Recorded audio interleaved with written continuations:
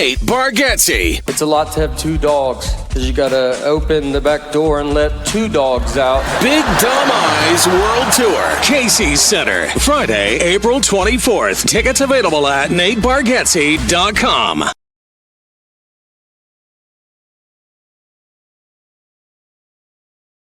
Hey, it's Murph and Andy, and we love talking sports and more. Catch us live at 1 o'clock every Monday, Wednesday, and Friday right here on Iowa Everywhere. And if you miss it, just go to iowaeverywhere.com. You can watch or listen there or wherever you find your podcasts.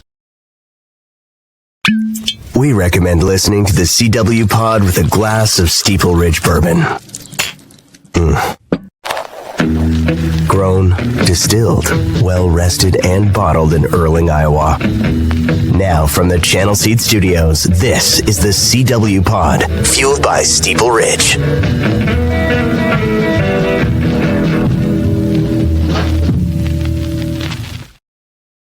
What is going on? It is, what date is it, man? This date is flying. It's a Tuesday. It's the 18th. It's the 18th, everybody. My name is Chris Williams. Welcome to the CW Pod here on Iowa Everywhere. We are presented, as always, by our friends at Lonely Oak Distillery, Steeple Ridge Bourbon. And so I'm going to work to watch this, Aiden. This is how professionals podcast, okay? I'm working two sponsors into one today because I always do my Siouxland scale lifting me up on the CW Pod. What is putting me in a good mood? I got two of those today. But the first is that Steeple Ridge is releasing new flavors. We have 3 new cask strength Steeple Ridge bourbons. This just came out today. Pat Hoffman, the man who makes Steeple Ridge over in Erling. This is perfect for the holiday season. So they're releasing these things coming up, I think this weekend. Yeah, Saturday the 22nd at the Steeple Ridge Distillery over in Erling. At 2 o'clock, you're going to have... So this is a great road trip for somebody. And we're also going to have a book event there coming up where people can have an opportunity to go and check out the Steeple Ridge bourbon. A cask strength 4-grain bourbon. A cask strength Pedro Jimenez finished bourbon. I don't know what that means. That's interesting. Sounds classy. Yeah, it sounds awesome. I have to get Pat on here to explain what the heck that is. And then a cask strength Pedro Jimenez finished rye. So the bar opens at 2. They'll be doing distillery tours. That's a big day coming up at Erling over at the Steeple Ridge.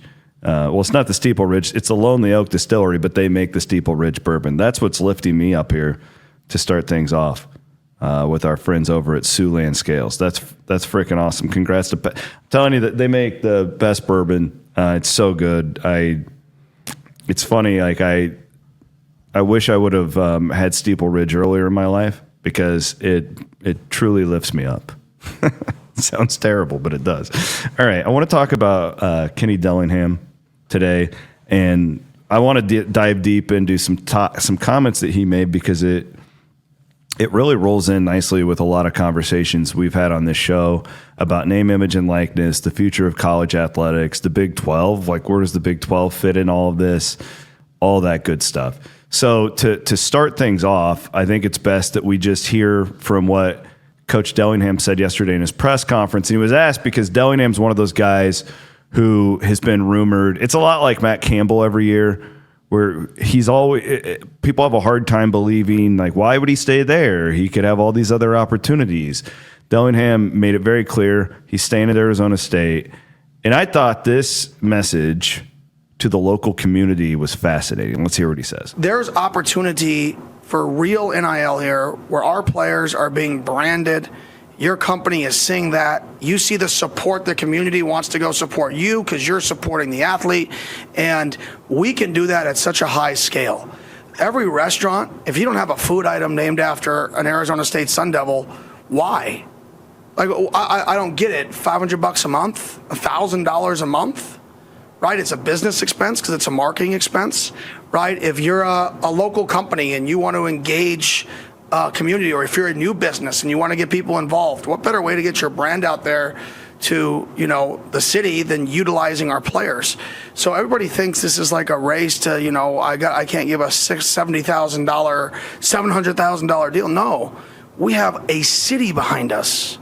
If every restaurant in our city gave a kid a $500 or $1,000 a month deal to advertise them for them, I don't know the math behind the amount of restaurants, but I feel like we'd be in a good spot. And I know we're not going to get all of them, but what if we got 25% of them, right? And I think that's the last piece of this thing that, and I'm never satisfied. I want to keep pushing, right? But I do want to say, like, the university has, they've been very, very supportive. Now it's, the fan base has been unbelievably supportive. Now it's, okay, this last step. How can we work it together to where the local businesses, successful people in the Valley want to see us succeed? Because our success leads to more success in local business. That's all it is. I mean, we're a revenue generator for the city. So if you're a local business guy and you have nothing to do with Arizona State, well, our success can help your business, and our success helps the city that you live in. Right? So how do we work together with each other to take this next step of the program? Because I think we've taken steps in really activating the Valley. I think that's that final piece, and it's every single business. It's not just restaurants. It's car companies, right? It's literally everything can get involved. I think that's a beautiful little commentary right there from Arizona State's head coach, but we can't just take it, we can't just take his word as the gospel. Let's break it down, because it's a very nuanced conversation. I wish it was as easy as hey, I'm the local pizza joint. We do the deep dish. I'll give you $500 a month.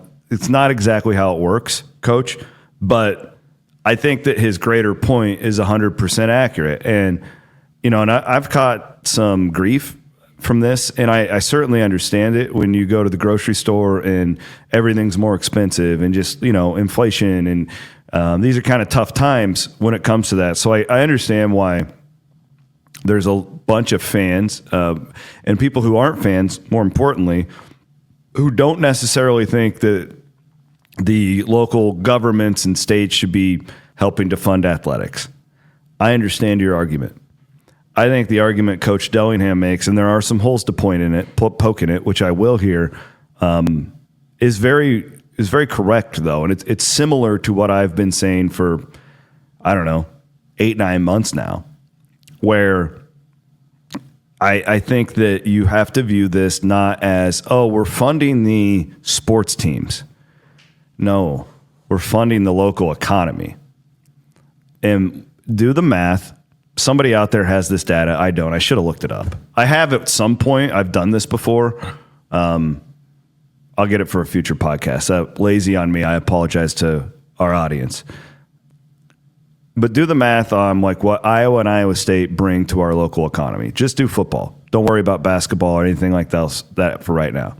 What Iowa and Iowa State football economically bring to their respective cities and our states on an annual basis. I would find Aiden's got this information. Luckily, our guy Brent Bloom tweeted about this last night. Oh, there we go. He doesn't have a graph or anything, but he quote tweeted that video and said, for local context, tourism dollars in Story County, so this is just Iowa State, not Iowa. Okay. In 2020 was $75 million. In 2024, that's up to $230 million. Yeah, and 2020 was COVID. Yep. Which I don't know if that impacts that at all. $220 million. Worth noting, he also kind of amended it and said, 2020 maybe it wasn't a great example. So it was $190 million in 2016. Thank you. That's grade A production there from Aiden Wyatt here on the CW pod. So that's how you have to look at this. This isn't and again, I get the pushback. And this is we're going to talk about ESPN and YouTube TV coming up, where there's a lot of people who watch television who don't watch sports. So you have to consider that we all are in a sports bubble where to us, that's all that matters. There's a huge part of the population who doesn't care about Iowa and Iowa State football. The bounce back is if Iowa State is 2-10, that let's just in a weird, just throwing out a round number, Aiden, $190 million, let's say it drops to $125 million. I think it could be more. Where is that money coming from?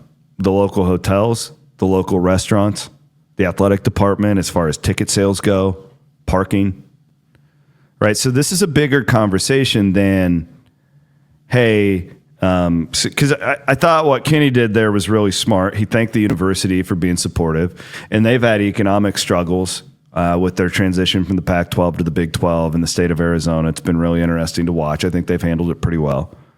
He thanked their fan base for continuing to show out and support when it was in the collective world. So you've got that covered. So now he's challenging the local businesses, and this is where it gets complicated. I don't know the ecosystem in Tempe and how it works, but I'm guessing it's not as simple, Coach, as the Jersey Mike's, over there by the Mission Palms. Shout out to my brother from another mother, Keith Murphy. That's our spot. Jenny and Keith at the Mission Palms are on a first name basis with every cook, bartender. It's incredible. But it's not as easy as, hey, you want to give $750 to the starting left guard? It doesn't work that way. There's companies that run these that are, one that's insanely cheap. Like I would be shocked if there's any option to support Arizona State athletics for $500 a month. So again, it's just not that simple. In the collective days, that was probably doable because you just were kind of trying to get anything you could and get the ball going. You're just collecting money. Now it's much more organized than that. So I love what Dillingham is doing here because I'll guarantee you that worked. Whoever's running NIL now for Arizona State, if it's like a Learfield type, or they had a great day because of that. So I like what Coach is doing here by challenging the local community to support Arizona State athletics. I love it. I would love to see Matt Campbell do it. I would love to see Kirk Ferentz do it. Because the key is, it's not, guys, this isn't like stealing money from somewhere and moving it to another place. No, this is challenging everybody to see the big picture, and we have to create these ecosystems that work in NIL and in college athletics going forward. The days of, you can't have, this was a thing during the last 3-4 years where the football team needed X money and the basketball team needed X money and the coaches would fight for it. We can't have that. This has to be a well-rounded, piece where everybody is moving in the same direction. That's the only way that this works. And that doesn't just work within athletic departments. That works within communities. That works within the NIL wing, who's doing it for some of them are in-house. Some of them are contracted out by bigger businesses. And, it all just has to work together. I love what Coach is doing here. His heart is in the right place. He's making the challenge. I would say to Coach, and I'm sure somebody at Arizona State has probably said this to him already, it ain't that easy. We got to, the rates are way higher than that, where you eventually kind of price yourself out of being able to get to certain local businesses like he's referring to. But the challenge was made, and I think it was heard loud and clear. If I'm an Arizona State business, and if I'm looking in the mirror and I benefit from, if I'm the pizza place or the corner bar on, right down the street from the stadium, and I benefit from when the Sun Devils are playing quality football, I should be a part of this. And that's what he's trying to do. He's trying to rally the troops. And maybe this was premeditated. Maybe this came from deeper within the athletic department. I don't know. There are holes to poke, but I love what he's doing here. He's challenging the greater whole to, create something bigger and better at Arizona State. And again, I would, that's what we call in this world, in the advertising world, a call to action. What he just did. I don't know if he meant to do it or not. My guess is, having watched Kenny over the years enough, that he kind of just was asked a question and started ranting about it. Feels like that kind of guy to me. He's kind of a throwback when it comes to that. That's why I really like him. But I thought it was very well said. Parts of it aren't that simple, But again, this is what I'm talking about. It's not, hey, let's tax the local schools, or no, that's not the right way. Let's tax the local folks to pay the quarterback $2 million. That's not what we're talking about here. The challenge is, how do we look at this as a state? I'll just wrap everybody into one. As a state, to invest in one of the greatest economic drivers that we have in the state of Iowa. You probably got the state fair, and Iowa State football would be my guess. Unless I'm missing something, Aiden, you may know better than me. I mean, to me, it's those three entities that bring more people into this state spending money on an annual basis. It's got to be those three. So how do we give them a chance? In our state, Iowa's never going to be as rich as Ohio State. Iowa State's never going to be as rich as Texas Tech. How do you stay in the ballpark where you can give them an opportunity to compete? And so far, we've done really well in our state. Iowa State has thrived during this time. Iowa's done really well too, right? Like nothing is cratered. It's just it's weird. Like Iowa State, and there's other things at play. I mean, you have your best coach ever. You had the realignment in the Big 12. There's a lot of things, but they've been stronger. And then with basketball in the Otzelberger era, Iowa State's never been stronger in athletics than what they're doing right now. So it's not like, oh, you're going to start paying the players and all hell is going to break loose. No. It's been quite the contrary up there in Ames. But can you do this now going forward where it's more from an institutional basis? And that's the challenge. And at least Dillingham's talking about it. And I like his forward thinking. I like the fact that he's issuing challenges to local business owners to get involved. Now the challenge will come from within the athletic department to make it accessible for everybody in different levels. And there's people way smarter than me that will figure all that out. But I thought that what Kenny said yesterday was super relevant to a lot of conversations we've had on this show. And definitely Bloom and I have on Sunday nights on Cyclone Fanatic. And, we'll see what happens. But Dillingham, again, kind of announces he's staying. And I didn't see the question that led up to that, but I'm assuming he's answering something like, hey, passed up opportunities, coach. What do you got to do to compete here? And that kind of gave him an opening to look into that. But it is really interesting, just the dichotomy of all this. And the one example I often use is if like the Minnesota Vikings and the Minnesota Timberwolves and the Minnesota Wild had to share a salary cap and split it up. That's difficult to do, but that's in essence what these athletic departments are being asked to do now with the $21 million cap that will in return increase over the years. But thought it was worth definitely discussing here on the CW pod because super relevant topic that we've hammered on a bunch. Again, thanks to Steeple Ridge Bourbon for sponsoring the show. Been with me since day one, and I'll let you guys know when we're going to be doing our event there to celebrate my book, and we'll have a little town hall at the distillery. It'll be a lot of fun. That I should know that date coming up here, and I would love to meet a bunch of you guys, and you can go out and support Pat and buy some bottles of whiskey to give his holiday gifts coming up. It's that time of year. What is lifting me up today, other than the Steeple Ridge release? Aiden, I am doing this, and you know, because every time you come into my office, I always have an old Formula One race on. I love it. It's and I'm not a Johnny-come-lately Netflix guy. Like I was explaining to our friend John Liebel yesterday that when I was 16 years old, I would be up at 3 a.m. watching the Chinese Grand Prix. I'll never forget when Red Bull got its first win. Vettel went to victory lane in the rain at the Chinese Grand Prix, and the just utter celebration that year. So I'm going to my first Formula One race this weekend. I've never been to one.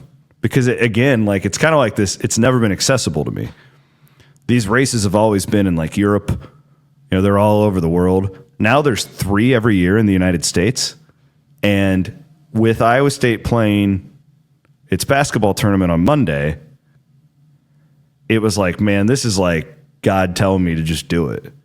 Just go to the race. It kills me to miss an Iowa State football game. I don't do that very often. Well, we were there last year too. We were. So I didn't go actually to the race. going to the race. You're not just okay. Friday night doing qualifying. Like, do you know how hard for me it wasn't to go to that race last year? But we had all of our responsibilities with Circa, and we were. Yeah. I didn't feel right. Like, just it was really cool to watch it from Stadium Swim though, because we had every angle. It was. I mean, not an F1 guy. But you're not an really F1 guy, but I think you were around it enough where you thought, "Oh, this is cool." Yeah. It was really cool too, especially when you go from the airport to Circa. Yes, and like you're driving around where the track is. It is pretty cool. So I can't wait. I didn't know you were doing that. So. I wouldn't have done it if Iowa State wasn't playing basketball. 3 huge games in a row, Monday, Tuesday, which I was going to be at anyways. And it's like, man, I hate missing senior day. But I think the guys will be okay without me. I don't think I need to be in Jack Trey Stadium. Jake Brink can cover it for us, and Rob Gray at Cyclone Fanatic. Jackie will be down there snapping the photos. I'm so excited because nothing really gets my blood boiling like the sound of a car. Like I just love it. So my guys at Siouxland Scales, there you go. That's what's lifting me up. I'm fired up for it. So please have my feelings in mind when you guys are tweeting at me about how bad I look for not being at the Iowa State game. I already feel guilty about it enough, but I cannot wait. Because we're going to go to qualifying on Friday in practice.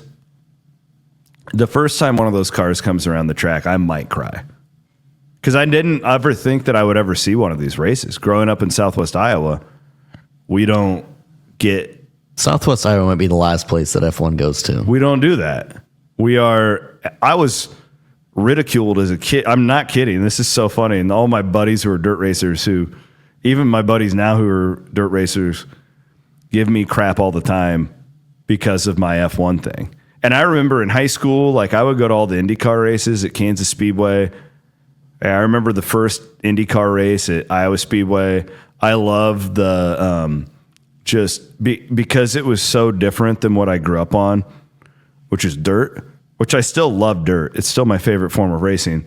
But the fact, like, there's this weird part of every, like, American dude who loves the Europe thing. Do you get what I'm saying? Like, the accents, Yeah. Because it's why all these guys like soccer. I'm not convinced they actually like the sport. I feel like you liking F1 is pretty on brand for you. I mean, we have an air raid siren behind you. We got a Texas Tech and a Washington State that, paying homage to Coach Leach. Should we explain that? Air raid is a way of life. This is not just football. And you're right. This is part of the air raid. So it's funny, again, telling you the conversation I had with Liebel yesterday. And he couldn't understand how like people in F1 like teams and not drivers. Red Bull has been my team since day one. It's why we have Red Bull stuff in my office, because they are the air raid of racing. Red Bull took an energy drink and went into Formula One full of elitists, Ferrari, Mercedes, all these rich European car companies, and just flipped them the bird and said, we're going to take our energy drink and take over your sport. And they did. I love it. So yeah, I'm a Red Bull. We're kind of like the like purist Formula One people don't like guys like me. They think all the Red Bull guys are just like hacks, which whatever. Like bring it on. I'm gonna be like 10 Red Bulls deep. I doubt they got Steeple Ridge out there. In fact, I know they don't because I've looked. But I'll be doing that on Friday and Saturday. In terms of my upcoming weekend, and that is definitely lifting me up.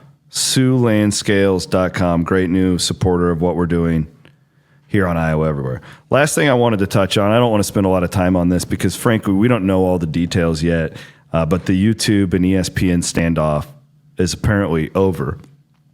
YouTube TV, Google, Disney, whatever we're going to call it here. And I think this ended really well. So credit to both of these companies. It took longer than most people wanted to.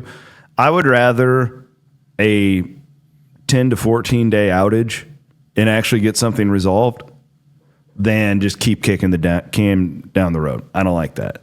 And that's kind of what these disputes always are. It's not, I feel like we don't ever really get much accomplished with them. This one feels different. This one feels like a true partnership between ESPN and YouTube TV. So you were the one who brought this to my attention yesterday, Aiden, so like right now, and the only reason I do this is because of WWE, because they wrote me in when when Disney went and got these like 10, what used to be a WWE pay-per-view is now called a premium live event. So they put their 10 best shows of the year on the ESPN app. So you have to pay the $30 a month or whatever it was to be able to watch them, even though I did have Peacock and that's what they used to be on. So now I got to pay for Peacock. I got to pay for ESPN. I already have YouTube TV, Netflix. Like now I'm really getting jobbed, right? But it appears that like this is like a true partnership now that might actually be good for the consumer, where ESPN is going to make more per YouTube TV subscriber, but we're going to be able to watch like the ESPN Plus Iowa State games on YouTube TV. Is that how you read this? That's my understanding with this ESPN Unlimited thing that, people thought they were trying to, the whole dispute, people thought, oh, this is just ESPN trying to get them to their new ESPN Unlimited plan. But my understanding is, and they did this years ago with Hulu, which I'm sure it was easy because both are Disney-owned companies. Hulu wasn't, but Disney acquired them. Correct. Yeah. And I think you still can get ESPN Plus on Hulu. But what's nice with YouTube TV is, the quad box. And guys like me, on Friday night, Iowa State was wrestling. Iowa was playing basketball. I wanted to watch both. So I had to bring up two screens because I can't get ESPN Plus and YouTube TV on the same screen. Basically, this is just, now we can watch both at the same time, which is pretty cool. It's smart.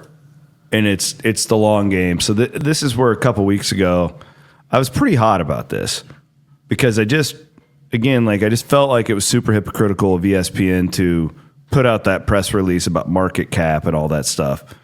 I don't need to get into it again, but I said sometimes a bully needs to get hit by another bully. And like, I'm not like a huge big tech guy. Like, it's not really my thing. But I knew that there's only a handful of companies in the world that could actually stand up. Like Cox Communications isn't going to stand up to Disney, right? Like a lot. And I just threw them out there because they're the first cable carrier that came to my mind. It would be like Mediacom trying to like get in a fight with Disney. Like one has more leverage than the other. Well, if YouTube TV loses a couple million subscribers, like Google's going to be just fine. And I'm glad that they held out. I don't know. Again, I don't know how the numbers break down with all of this, but this feels like a rare win for the consumer. And it wouldn't have happened if Google would have caved. And that's kind of been the problem. This was the exact thing I was talking about 2 weeks ago, is that for years, Disney has been able to do this to, conferences, cable carriers, just everybody. They've just been able to, because of the live live sports are so important to your bottom line. Well, YouTube TV, while it's a very big deal, ain't that big of a deal to Google. Like they're going to be just fine if it went away tomorrow. So this was a rare victory for the consumer. Shout out to our friends over at Barntown and Nostalgia. The THC seltzer of choice for me. I like the cotton candy. I get a lot of feedback that people are into the fruit punch. It tastes like Hawaiian punch. I have still never gotten my hands around an orange dreamsicle. Is that what it's called? Creamsicle? Dreamsicle? I've always called it both. I don't know what the...